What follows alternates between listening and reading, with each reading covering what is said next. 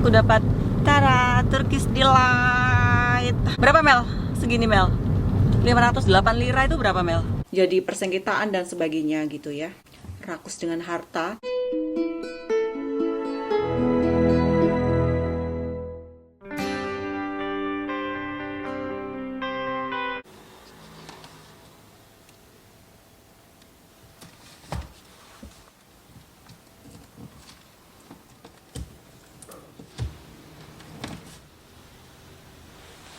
Semennya pinten Pak Agus? 3 kilo, 3 sak nggih.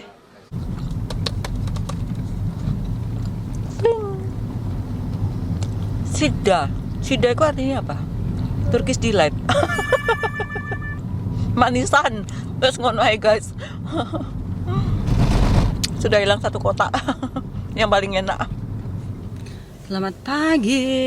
Assalamualaikum semuanya dari Kota Tulungagung. Ini vlog pertama selepas aku dari Korea ya. Jadi belum sempat 10 harian itu bikin vlog. Dan si Cimel baru juga balik dari umroh dan Turki. Gimana Turki dan umrohnya Mel? Seru. Apa Mel? Gitu. Dia nggak pakai seat belt. Jadi di rumah saat ini lagi ada Pak Tukang ya guys. Lagi kusuruh ripe-ripe kayak ngecat dinding yang sudah agak sedikit kotor karena sudah 7 tahun lebih kan rumah. Terus cat pintu karena pintunya sudah agak kekuning-kuningan gitu karena dulu waktu dibikin pertama kali itu belum seberapa kering kayunya, kayu jati dari nenek aku ya, kayu keras lah kalau kayu jati itu ya. Dan baru sempat juga bikin vlognya tuh saat ini. Oh ya guys, aku dapat oleh-oleh dari Cimel dari Turki. Aku dapat Tara Turkish Delight. Berapa Mel? Segini Mel? 508 lira itu berapa Mel? 1 liranya berapa? 1 liranya 1000, berarti 508.000. Buat hampir 50 dolaran guys, segini guys. Kita kasih lihat isinya apa sih Turkish Delight. Jadi bagi teman-teman yang sekiranya akan ke Turki, sempatkan untuk membeli oleh-oleh Turki yang sangat terkenal, yaitu Turkish Delight. Jadi Turkish Delight itu kalau menurut aku ya, ini isinya sebenarnya 4 segini sekotak tuh. Tapi sudah termakan yang Oreo-nya, rasanya pun campur-campur. Kata Cimel di sana itu macam kayak dibagi tester, kita boleh makan sepuasnya. Rasanya itu kayak hampir, kalau menurut aku hampir ke coklat juga, terus hampir ke permen, tapi agak sedikit lembut gitu ya. Kalau permen kan keras ya, jadi ada campurannya kayak kacang-kacangan juga, tergantung rasanya. Kalau yang Oreo kemarin enak, tapi sudah dihabisi sama aku, sama Abi. Karena enak banget Oreo. Ini nggak tahu yang rasa apa, bentuknya seperti ini. Enak. Terus yang ungu itu macam kayak rasa taro gitu ya. Nggak tahu kenapa ini sangat terkenal banget ya. Turkish Delight dan jadi kayak incaran para turis gitu guys. Aku sih baru pertama kali juga makan Turkish Delight ini ya. Kalau yang hijau ini kayaknya rasanya tuh agak chewing gitu loh, macam kenyal gitu loh, macam jelly tapi yang padat gitu loh guys. Aku nggak seberapa suka yang, aku lebih suka yang ada kacang-kacangnya yang coklat ini ya. Ini aku potong kecil-kecil tadi. Kalau yang ungu ini kayak ada rasa-rasa taro gitu. Versi lembut dari permen ya. Atau harganya mahal guys. 1 kotak gini 500.000. Tapi ada yang kayak kualitas B, kualitas C. Ini kualitas apa? Itu yang ori, terus ada yang palsu. Yang palsu tuh gimana? Kok makanan ada yang palsu? Gak tahu katanya. Oh, di tempat si Turkish Delight-nya itu. Nanti ada 1 video, kalau aku sudah sempat aku akan bikinkan 1 video full umroh plus Turkinya si Cimel ya. Karena si Cimel kemarin ada bikin video sedikit-sedikit lah ya. Berapa jam ya? 12 jam ya berangkat ya? Di pesawat 12 jam guys. Dan pada hari ini spesial Wan akan bagi sedikit info, bukan ada niat apa-apa ya. Ternyata rumah yang aku diami, yang aku beli, aku dulu kan beli perumahan itu sudah hak milik orang ya, bukan perumahan yang asal aku beli dari developer atau dari pengembangnya, bukan. Jadi rumah itu sudah dibeli orang dari pihak pertama, kemudian aku beli, aku sebagai pihak ketiganya gitu. Saat aku beli kemarin, Aku terus balik nama ke nama aku, kemudian aku ratakan sama tanah karena cuma tipe 36. Nanti aku kasih lihat bagaimana tipe perumahan yang sebelum aku ubah atau aku bangun dari awal ya. Nah, ini model rumah yang masih asli, yang dari developer dulu ya, yang aku beli beberapa tahun yang lalu, 2014 tuh seperti ini penampakannya. Jadi masih ada lahan kosong di bagian kanan atau di bagian kiri, dan di bagian tengah-tengahnya itu dia menyatu antara rumah satu sama rumah yang lainnya, tapi ada dindingnya itu double. Jadi aku roboh full kemarin yang seperti ini itu. Jadi aku bangun dari foundation awal ya, atau dari fondasi awal. Kayak gini guys. Ini rumah yang dari pengembang atau developer lama. Ternyata tanah itu, aku nggak paham ya tentang tanah-tanah di Indonesia atau perumahan-perumahan. Itu HGP guys, hak guna pakai saja, walaupun sudah ada nama aku di sertifikat. Ini kalau Brunei itu adalah grant tanah ya, bagi orang-orang Brunei. Kalau di Indonesia, sertifikat atau hak kepemilikan tanah, rumah, dan bangunan itu bentuknya seperti ini. Kalau di Brunei kan macam kertas lembaran, grant tanah saja gitu ya. Tapi hampir sama lah kalau di Indonesia tuh seperti ini. Di tanah di sini sudah ada balik nama dari si pembeli pertama ke atas nama aku. Ternyata di sini masih tertulis hak guna pakai bangunan itu sampai di tahun 2026 berakhirnya hak. Bagaimana kalau sekiranya aku nggak memperbarui hak tersebut? Automatically akan diambil oleh pemerintah. Jadi walaupun sudah sertifikat tanah, sudah grant tanah, ternyata masih lease. Tapi hak kepemilikannya itu belum kekal ya. Jadi saat ini, hari ini aku akan ke BPN, Badan Pertanahan Nasional. Aku akan naikkan status dari HGP, hak guna pakai, menjadi kekal atau hak milik seutuhnya menjadi milik aku. Sebenarnya syaratnya tuh simple banget, ibuku sudah ubah seperti itu, dan informasi saja perumahan-perumahan di Indonesia semuanya tuh seperti itu ya guys. Jadi mereka itu yang perumahan-perumahan dulu itu masih HGP, hak guna pakai, boleh diperbarui lagi, tapi aku nggak mau seperti itu. Aku pengen semua sekali itu memang benar-benar menjadi hak milik aku, tanpa ada yang dapat mencampuri, tanpa ada yang dapat masuk ke dalamnya gitu ya. Jadi kekal 100% jadi milik aku ya. Katanya sih murah kalau kita nggak pakai notaris ya. Kurang lebih kata ibuku cuma 50.000. Ibuku sudah naikkan statusnya. Jadi aku akan ke sana, kayaknya nggak dapat ambil video. Nanti aku akan cerita sedikit bagaimana cara-caranya, dan kayaknya nggak lama deh, macam kayak 3 harian gitu ya. Oh iya, cerita sedikit tentang Pak Tukang aku yang di rumah. Aku tuh nggak tahu kenapa ya. Ternyata di Indonesia itu upah tukang itu lumayan bagus loh guys. Kenapa kalian lebih suka untuk mencari kerjanya? Sorry ya, kalau bukan yang ekspat atau bukan macam kayak yang tenaga terampil dan profesional, kayak kuli-kuli gitu, kalian lebih suka cari ke luar negeri, kayak misal ke Malaysia, ke Brunei, ke mana ya kalau tukang kuli bangunan gitu. Di rumah aku itu ternyata perharinya itu kurang lebih di 12 ke 12,5 dolar, itu dapat makan 2 kali, dan sore itu dapat cemilan, dapat minuman juga. Itu kerjanya kurang lebih cuman pagi dari jam 7 sampai jam 12 tengah hari, rehat jam 1 sampai jam 4. Jadi kurang lebih 8 jam ya Mel ya. Gajinya itu kurang lebih di 12 ke 13 dolar. Sementara setauku kalau di Brunei Darussalam ya, aku kan spesifiknya taunya di Brunei, itu perharinya kalau nggak salah 17 ke 18 dolar. Itu kalian masih harus urus visa, masih harus pakai paspor, belum lagi jauh dari keluarga, pakai tiket pesawat, makan sendiri, kadang harus sewa tempat tinggal sendiri. Halo, kenapa nggak kalian cari kerja saja di negeri sendiri, di Indonesia yang notabene perharinya sudah mencapai 12 ke 13 dolar. Di Brunei 17 berarti selisih 4 dolar untuk biaya makan, biaya visa, biaya paspor, biaya tiket pesawat. Kayaknya lebih kalian carinya di Indonesia saja deh guys sekarang ya. Kalau kalian memang sudah ada keterampilan, sudah ada pengalaman, lebih baik kalian cari kerja di Indonesia. Toh sekarang juga banyak orang-orang yang bikin kayak develop, bikin rumah-rumah di Indonesia.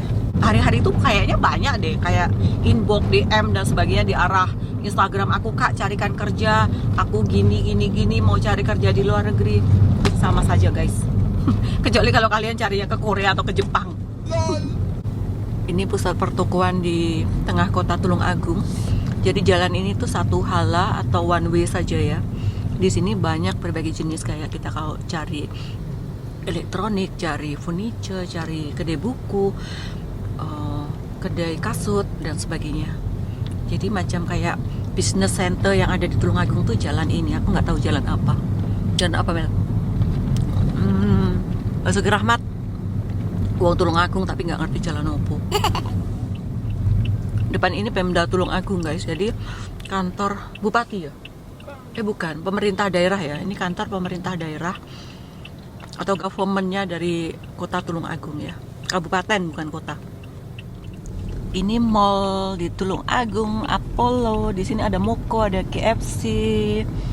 Terus ini BPN-nya di sebelah barat sini guys.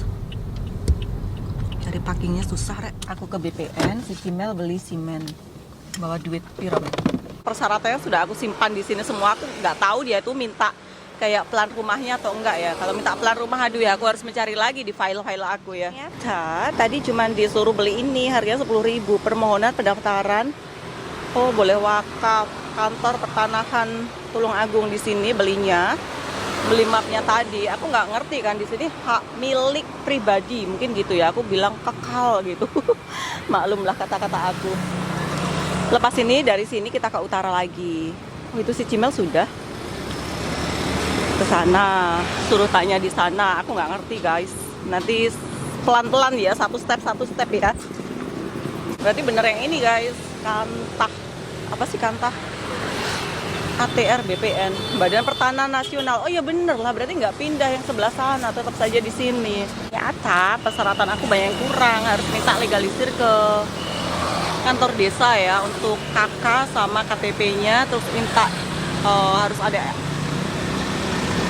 Ini Indonesia ngomongnya IMB, izin mendirikan bangunan. Mungkin seperti itulah, kayak kita kalau di Brunei itu mungkin kayak ada macam OP, Occupied Permit gitu ya. Jadi masih banyak yang kurang, persyaratan aku harus dilengkapi terlebih dahulu ya. Mungkin besok balik lagi ke sini kalau semua perlengkapan sudah ready ya. Belum terselesaikan di arah Badan Pertanahan Nasional yang aku mau. Ternyata namanya itu adalah naik taraf dari apa?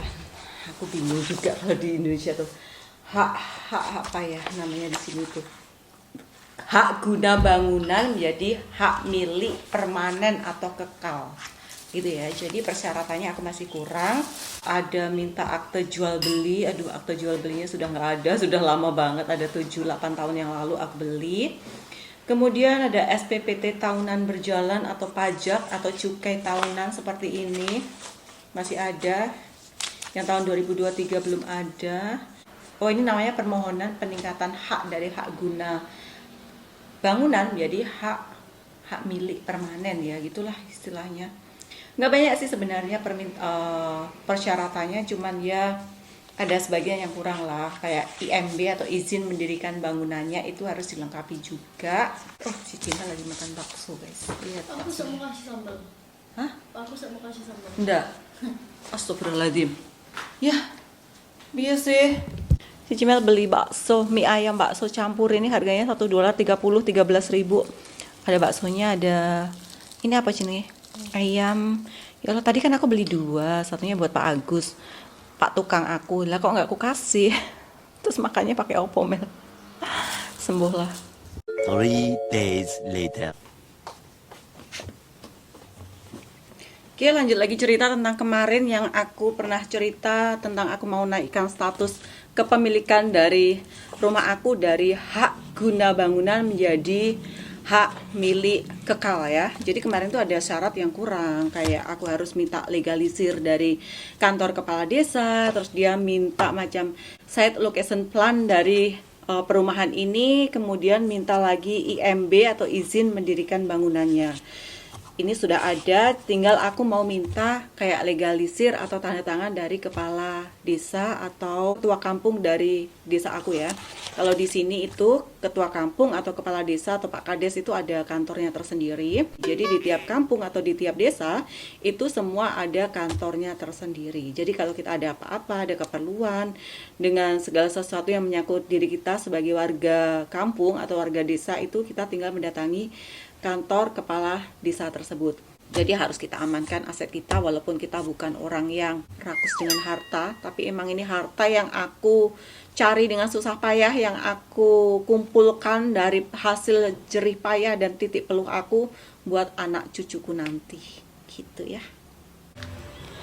Ini tadi tuh aku nyuci sendiri, guys.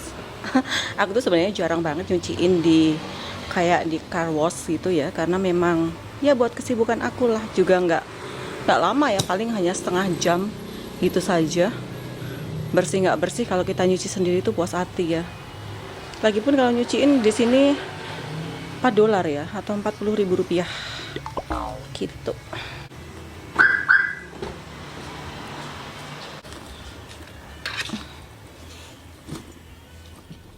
Oke, karena aku drive sendiri, nggak ada cimel, nggak ada bedengan-denganku, jadi aku nggak dapat memperlihatkan suasana jalanan. Aku harus konsentrate, karena kalau drive di Indonesia itu kita harus benar-benar konsentrasi tinggi, karena di kanan, kiri, depan, belakang penuh dengan motor, becak, sepeda, mobil, dan jalannya itu nggak seberapa.